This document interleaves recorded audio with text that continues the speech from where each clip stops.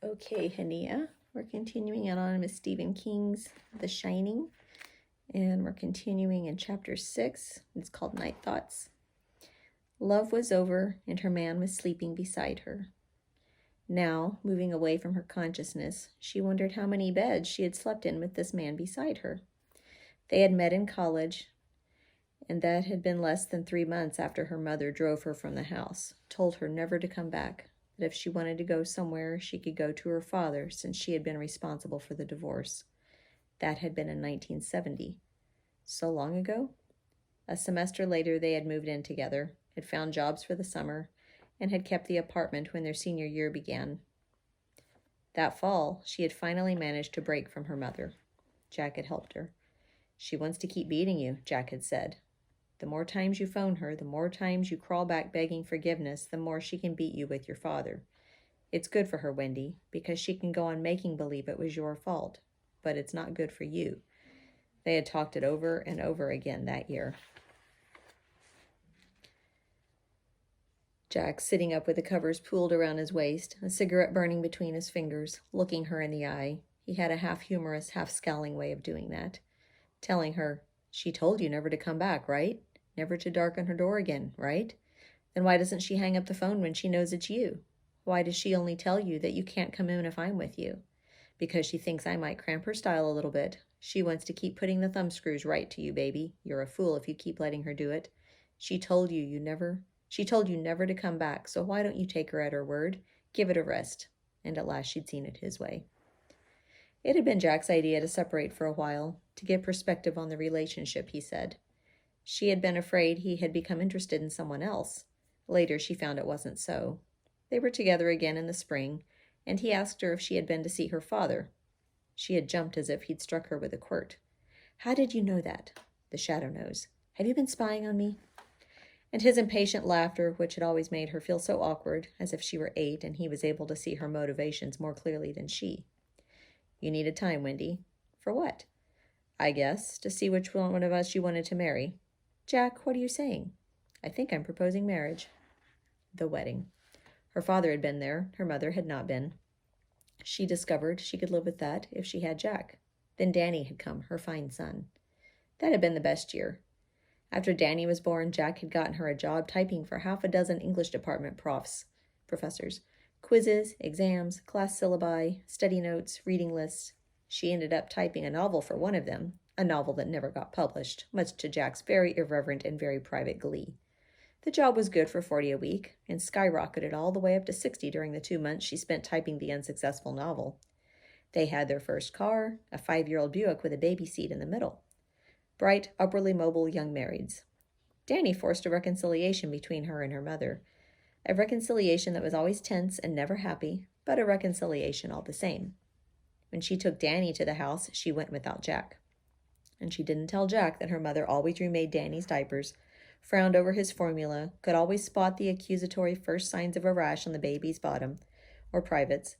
Her mother never said anything overtly, but the message came through anyway. The price she had begun to pay, and maybe always would, for the reconciliation was the feeling that she was an inadequate mother. It was her mother's way of keeping the thumbscrews handy. During the days, Wendy would stay home and housewife, feeding Danny his bottles in the sun-washed kitchen of the 4-room, second-story apartment, playing her records on the battered portable stereo she had had since high school. Jack would come home at 3, or at 2 if he felt he could cut his class. And while Daddy slept, he would lead her into the bedroom and fears of inadequacy would be erased. At night, while she typed, he would do his writing and his assignments.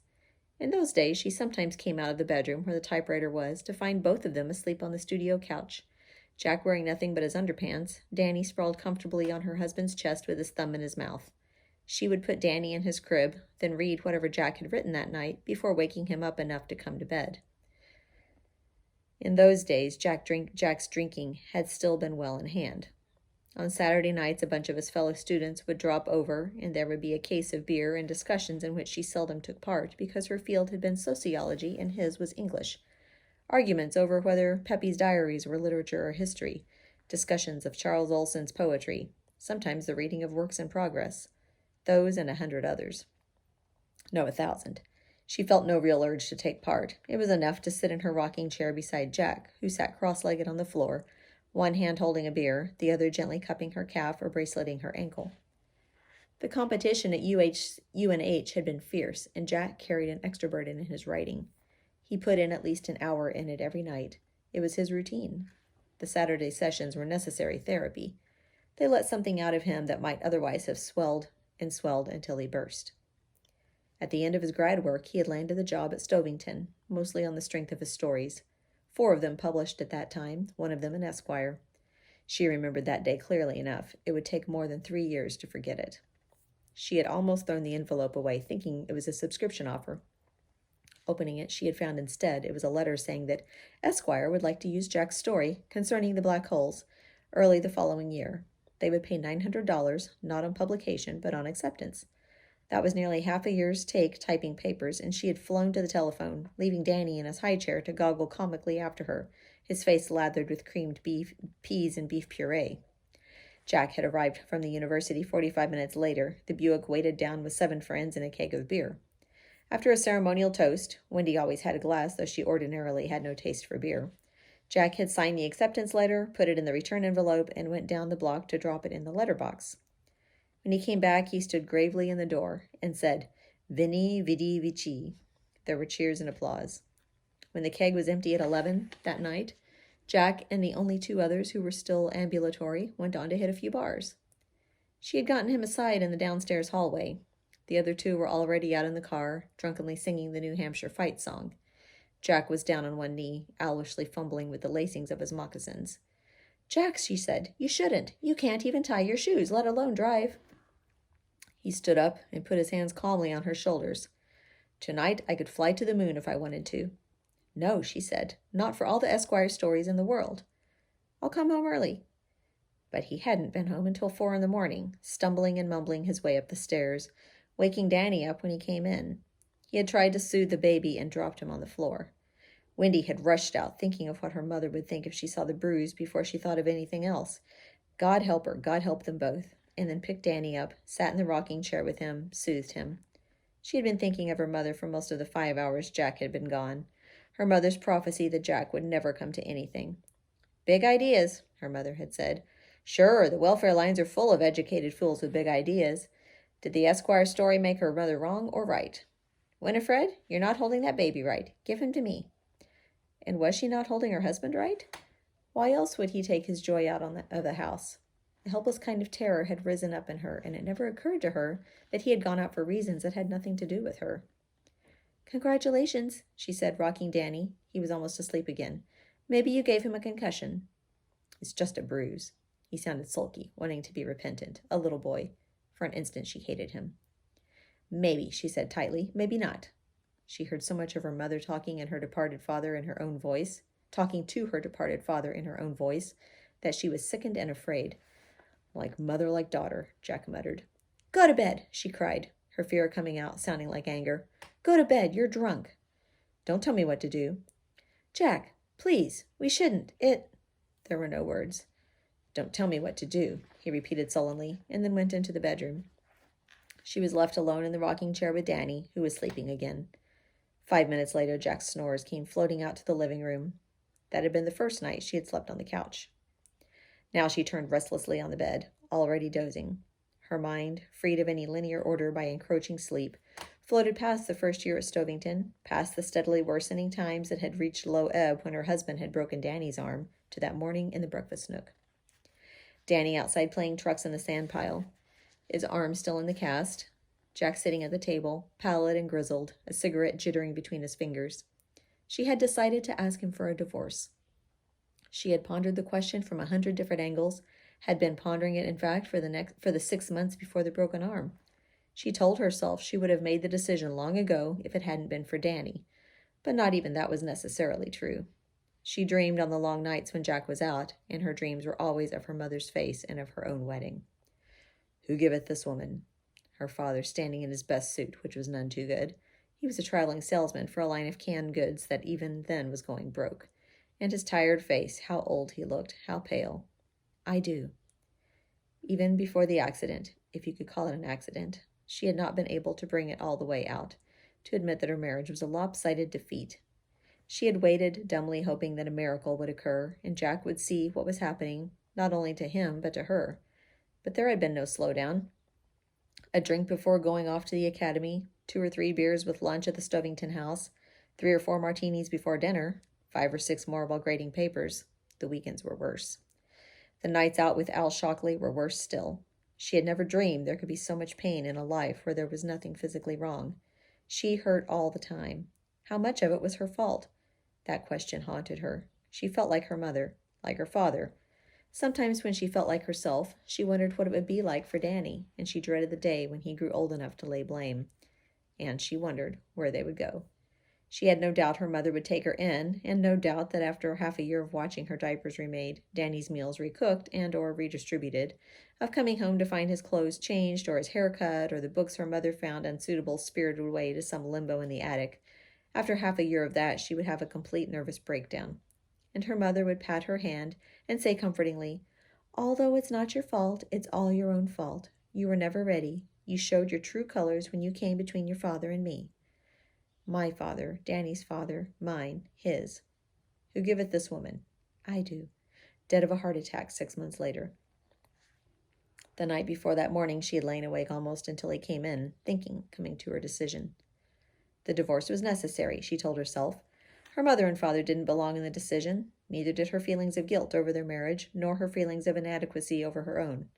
It was necessary for her son's sake and for herself if she was to salvage anything at all from her early adulthood. The handwriting on the wall was brutal but clear. Her husband was a lush. He had a bad temper, one he could no longer keep wholly under control now that he was drinking so heavily, and his writing was going badly. Accidentally or not accidentally, he had broken Danny's arm. He was an advertisement. He was going to lose his job, if not this year, then the year after. Already she had noticed the sympathetic looks from the other faculty wives. She told herself that she had stuck with the messy job of her marriage for as long as she could. Now she would have to leave it. Jack could have full visitation rights, and she would want support from him only until she could find something and get on her feet. And that would have to be fairly rapidly because she didn't know how long Jack would be able to pay support money. She would do it with as little bitterness as possible, but it had to end. So thinking, she had fallen off into her own thin and unrestful sleep, haunted by the faces of her own mother and father. "You're nothing but a homewrecker," her mother said. "Who giveth this woman?" the minister said. "I do," her father said. But in the bright and sunny morning she felt the same. Her back to him, her hands plunged in warm dishwater up to the wrist, she had commenced with the unpleasantness. "I want to talk to you about something that might be best for Danny and I. For you too, maybe. We should have talked about it before, I guess." And then he said an odd thing. She had expected to discover his anger, to provoke the bitterness, the recriminations. She had expected a mad dash for the liquor cabinet, but not the soft, almost toneless reply that was so unlike him. It was almost as though the Jack she had lived with for 6 years had never come back last night, as if he had been replaced by some unearthly doppelganger that she would never know or be quite sure of. "Would you do something for me, a favor?" "What?" She had to discipline her voice strictly to keep it from trembling. "Let's talk about it in a week, if you still want to." And she had agreed. It remained unspoken between them. During that week he had seen Al Shockley more than ever, but he came home early, and there was no liquor on his breath. She imagined she smelled it, but knew it wasn't so. Another week, and another. Divorce went back to committee and voted on. What had happened? She still wondered, and still had not the slightest idea. The subject was taboo between them. He was like a man who had leaned around a corner and had seen an unexpected monster lying in wait, crouching among the dried bones of its old kills. The liquor remained in the cabinet, but he didn't touch it. She had considered throwing them out a dozen times, but in the end always backed away from the idea, as if some unknown charm would be broken by the act. And there was Danny's part in it to consider. If she felt she didn't know her husband, then she was in awe of her child, awe in the strict meaning of that word, a kind of undefined, superstitious dread. Dozing lightly, the image of the instant of his birth was presented to her. She was again lying on the delivery table, bathed in sweat, her hair in strings, her feet splayed out in the stirrups, and just a little high from the gas they kept giving her whiffs of. At one point she had muttered that she felt like an advertisement for gang rape, and the nurse, an old bird who had assisted at the births of enough children to populate a high school, found that extremely funny. The doctor between her legs, the nurse off to one side, arranging instruments and humming. The sharp, glassy pains had been coming at steadily shortening intervals, and several times she had screamed in spite of her shame. Then the doctor told her quite sternly that she must push, and she did, and then she felt something being taken from her. It was a clear and distinct feeling, one she would never forget, the thing taken.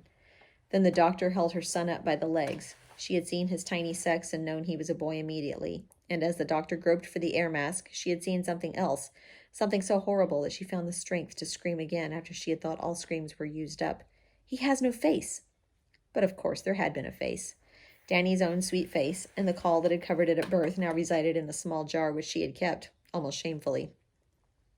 She did not hold with old superstition, but she had kept the caul nonetheless. She did not hold with wives' tales, but the boy had been unusual from the first. She did not believe in second sight, but...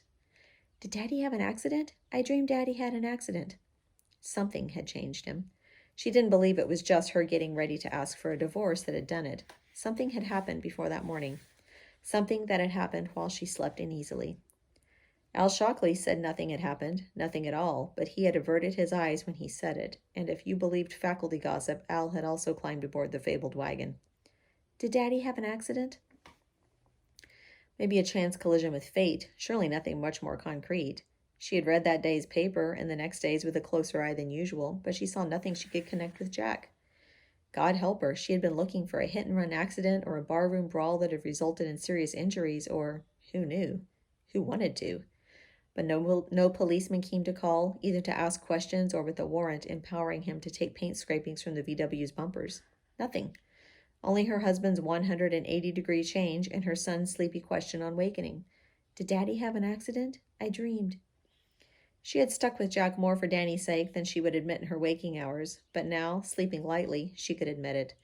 Danny had been Jack's for the asking, almost from the first, just as she had been her father's almost from the first. She couldn't remember Danny ever spitting a bottle back on Jack's shirt. Jack could get him to eat after she had given up in disgust, even when Danny was teething and it gave him visible pain to chew. When Danny had a stomachache, she would rock him for an hour before he began to quiet.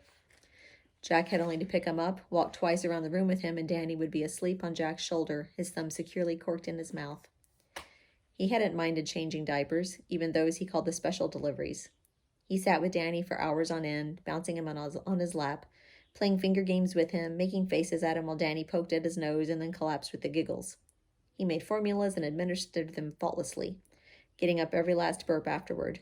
He would take Danny with him in the car to get the paper or a bottle of milk or nails at the hardware store, even when their son was still an infant.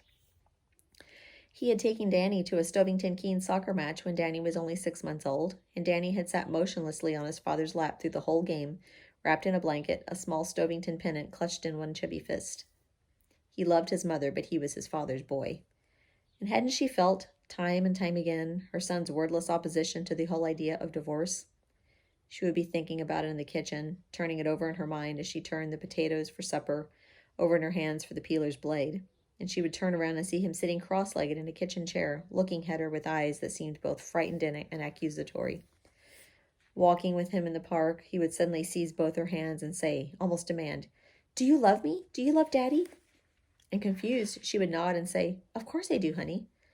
Then he would run to the duck pond, sending them squawking and scared to the other end, flapping their wings in a panic before the small ferocity of his charge, leaving her to stare after him in wonder. There were even times when it seemed that her determination to at least discuss the matter with Jack dissolved, not out of her own weakness, but under the determination of her son's will. I don't believe such things. But in sleep she did believe them, and in sleep, with her husband next to her, she felt that the three of them had been permanently welded together, that if their three or their oneness was to be destroyed, it would not be destroyed by any of them but from the outside. Most of what she believed centered around her love for Jack. She had never stopped loving him, except maybe for that dark period immediately following Danny's accident. And she loved her son. Most of all, she loved them together, walking or riding or only sitting, Jack's large head and Danny's small one poised alertly over the fans of old-maid hands, sharing a bottle of Coke, looking at the funnies. She loved having them with her, and she hoped to dear God that this hotel caretaking job Al had gotten for Jack would be the beginning of good times ahead. And the wind gonna rise up, baby, and blow my blues away. Soft and sweet and mellow, the song came back and lingered, following her down into a deeper sleep where thoughts ceased and the faces that came in dreams went unremembered.